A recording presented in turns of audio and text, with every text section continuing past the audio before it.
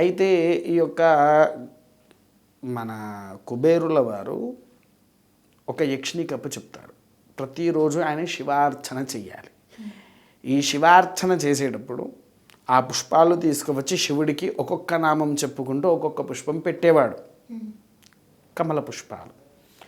ఈ కమల పుష్పాల ఆకులతోని ఇంకొన్ని ఉంటాయి, అవన్నీ కలిపి కుబేర కుంకుమ తయారు చేసేవాడు అన్నట్టు.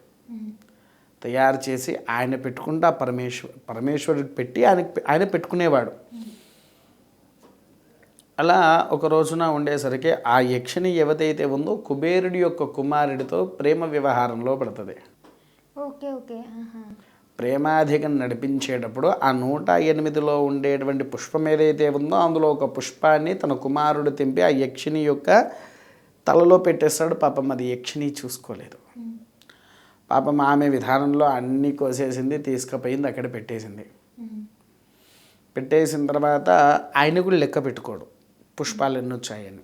ఒక్కొక్క నామం చెప్పుకుంటూ ఇలా ఒక్కొక్క పుష్పం, ఓం శివాయ నమః, శంభవే నమః, పినాకినే నమః, శశిశేఖరాయ నమః అని ఒక్కొక్క నామం చెప్పుకుంటూ ఒక్కొక్క పుష్పము పరమేశ్వరుడి దగ్గర పెట్టేటువంటి వాడు.